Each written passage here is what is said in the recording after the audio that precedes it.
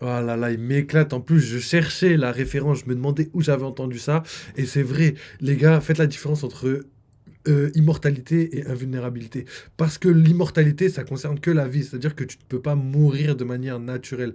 Par contre, ça veut pas dire que tu es immortel en mode... t'es un mec divin, tu vois. Non, ça veut pas dire ça. Ça veut juste dire que tu vas pas mourir. Pareil pour l'opération de jouvence. Ça veut pas dire que l'eau peut te donner la vie éternelle dans le sens où tu seras... Il n'y a rien qui pourra te tuer. C'est juste dans le sens où tu ne vas pas mourir des suites de la vieillesse, etc., etc.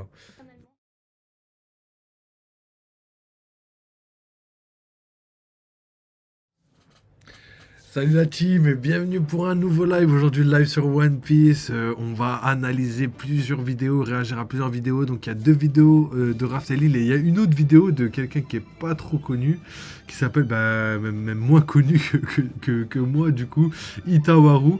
Et il nous a dit l'histoire de Shanks et son rôle à jouer dans la fin de One Piece. Donc, on gardera ça pour la fin du live. Je pense que ça pourrait être pas mal.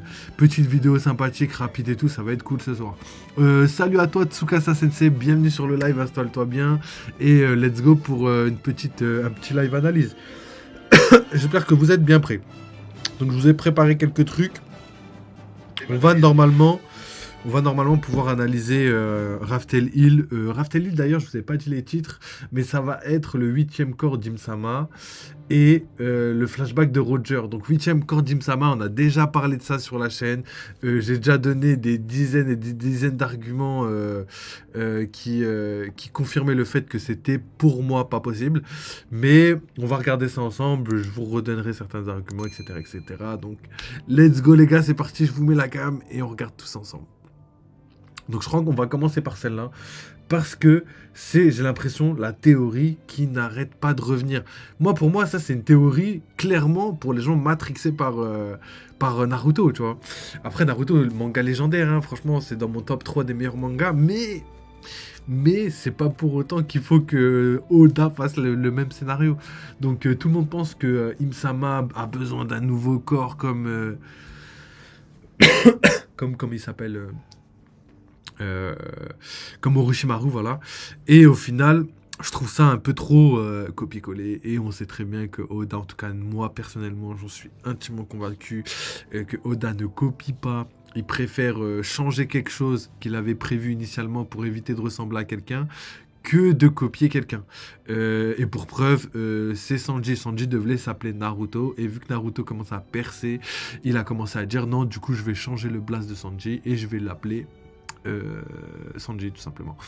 Donc voilà pourquoi Oda, même si il voit que son manga commence à ressembler à un autre manga, il va tout faire pour changer certains détails pour que ça puisse être quelque chose d'original, d'éviter d'être toujours dans le copier-coller. D'ailleurs, Oda est quelqu'un qui se renseigne beaucoup, il fait beaucoup de choses.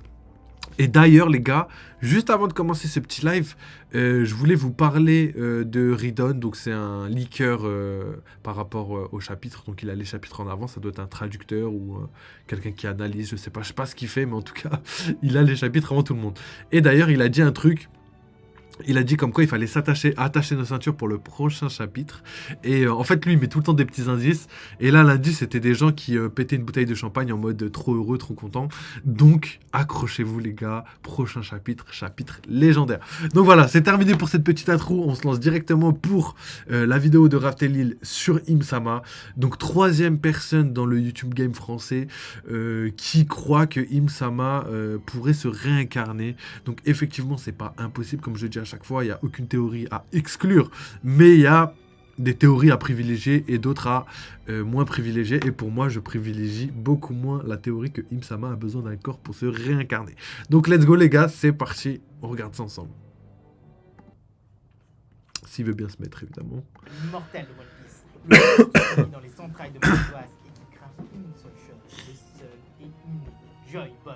L'homme qui vient toujours pour sa peau, selon lui, le seul qui peut l'éliminer.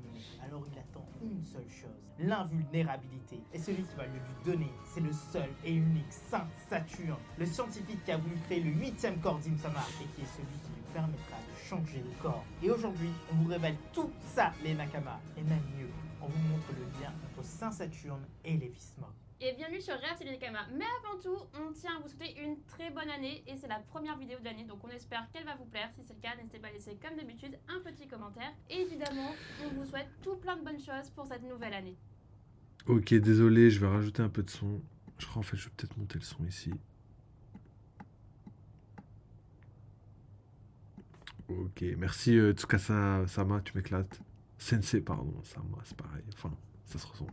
La santé, surtout la santé, c'est le plus important, on vous le dit souvent, tout le monde le dit souvent. Tant qu'il y a la santé, tout va. Et Im-sama, lui, il cherche la santé éternelle. Et on va voir ça dans cette vidéo. Allez, c'est parti. Im-sama.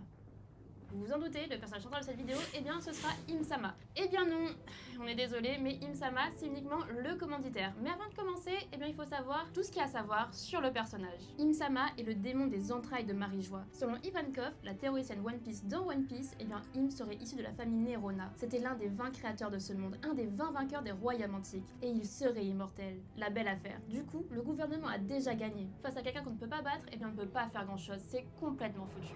Eh bien non, car Oda l'a dévoilé dans un SBS assez récent. L'immortalité n'est pas l'invulnérabilité. En tout cas, pas dans son manga. C'est-à-dire que la personne vide... Oh là là, il m'éclate. En plus, je cherchais la référence, je me demandais où j'avais entendu ça. Et c'est vrai, les gars, faites la différence entre immortalité et invulnérabilité. Parce que l'immortalité, ça concerne que la vie. C'est-à-dire que tu ne peux pas mourir de manière naturelle. Par contre, ça veut pas dire que tu es immortel en mode... t'es un mec divin, tu vois. Non, ça veut pas dire ça. Ça veut juste dire que tu vas pas mourir. Pareil pour l'opération de jouvence. Ça veut pas dire que l'eau peut te donner la vie éternelle dans le sens où tu seras... Il y a rien qui pourra te tuer. C'est juste dans le sens où tu ne vas pas mourir des suites de la vieillesse, etc., etc. Éternellement, mais uniquement jusqu'à ce J'ai qu'elle déjà soit dit ça. battue. Et son corps n'est pas du tout invulnérable. Si vous connaissez Highlander, c'est le même principe. En Highlander, il vit éternellement, mais jusqu'à qu'on lui coupe la tête. Donc si on lui coupe la tête, si on le tue, c'est fini. Là, c'est le même principe. Im-sama vit éternellement, tant qu'on ne l'a pas tué. Et même là, il y a une petite subtilité selon nous. Car Im-sama ne vit pas, il craint tout, il craint de mourir car il cherche un moyen de rendre son corps immortel. Car il le sait, il a peut-être battu une fois Joy Boy, mais cet homme revient tout le temps. Et à la prochaine réincarnation, il a peur de mourir. Il a peur que le monde se retourne contre lui. Alors voilà pourquoi il veut passer inaperçu. Voilà pourquoi il reste toujours caché dans Marie-Joie tant qu'il n'a pas de sécurité. Il laisse le monde dans les mains des 5 anciens. Mais pourquoi veut-il vivre? Que va-t-il lui faire? Eh bien tout ça, c'est directement en lien avec Ginny. La 8e femme. Dans le dernier chapitre de l'année, Saint Saturne révèle quelque chose d'assez important. D'ailleurs, il révèle pas mal de choses, mais il a des mots sur une certaine 8e femme de Marie-Joise. Et ça, c'est très intriguant. Selon lui, Ginny devait être cette fameuse 8e femme. Alors, en premier lieu, on pourrait se dire que c'est simple. Elle devait être l'épouse d'un dragon céleste qui était 8e dans la hiérarchie. Donc, pas les doyens, étant donné que ce sont les 5 premiers dans la hiérarchie, mais quelqu'un qui suit après. Figarland, c'est le seul qu'on connaît de haut gradé, qui est assez fort, le champion de God Valley, qui a énormément de prestige.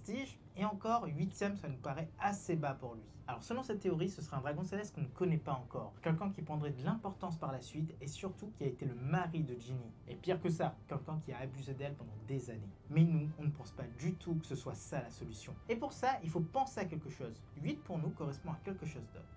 À 800 ans. Ça fait 800 ans que les royaumes antiques ont été battus. Ça fait 800 ans que le gouvernement est en place. Ça fait 800 ans Kim-sama est dans les tréfonds de Marie-Joise, en train de trembler pour sa vie, en train de trembler parce que Joy Boy va revenir. Et ces 800 ans, avec ces 8 femmes, ça veut dire Kim-sama prend encore tous les 100 ans. Et ça correspond totalement. Ah non, bah non, parce que du coup, tous les 800 ans, il faut compter aussi les années avant. Im-sama, elle est pas née pendant la guerre, genre à la fin de la guerre, bam, 800 ans après, elle est née. Non, elle est née avant. Donc ça se trouve, elle vivait déjà depuis longtemps avant. Et du coup, je trouve que juste ça, déjà, ça invalide le côté trop linéaire, trop carré. Oda, il aime bien faire des choses différentes, il est pas trop carré, tu vois. Là, le fait de 8 égale 800 ans, donc forcément, tu vois, ça c'est...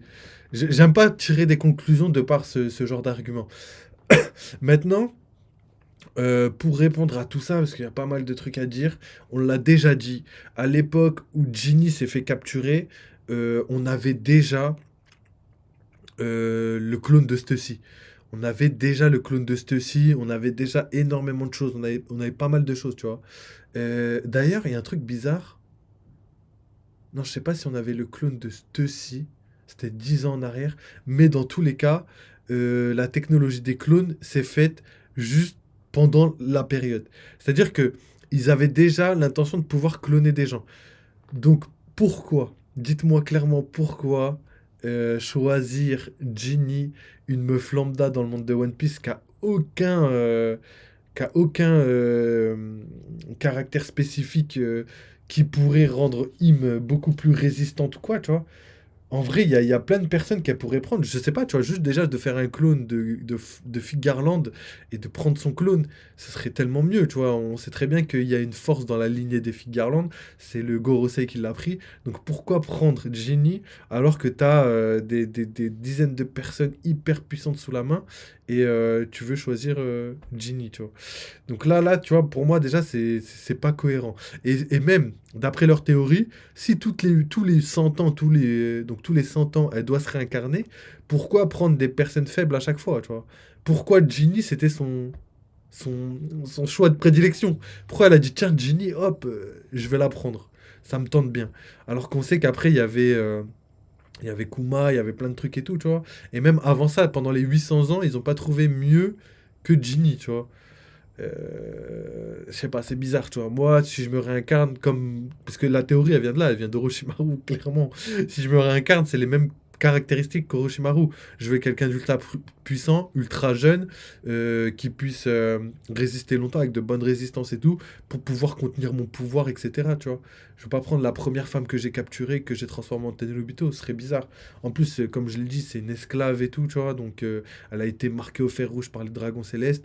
Est-ce que Imsama, elle a envie ou il a envie de choisir ce type de personne? Je sais pas, je me pose énormément de questions et c'est pour ça que pour moi la théorie ne tient pas du tout. En fait, ils ont juste vu 8 femmes et ils se sont dit 800 ans. Comme je l'ai dit, 800 ans, c'est le siècle oublié. C'est pas la naissance de Imsama.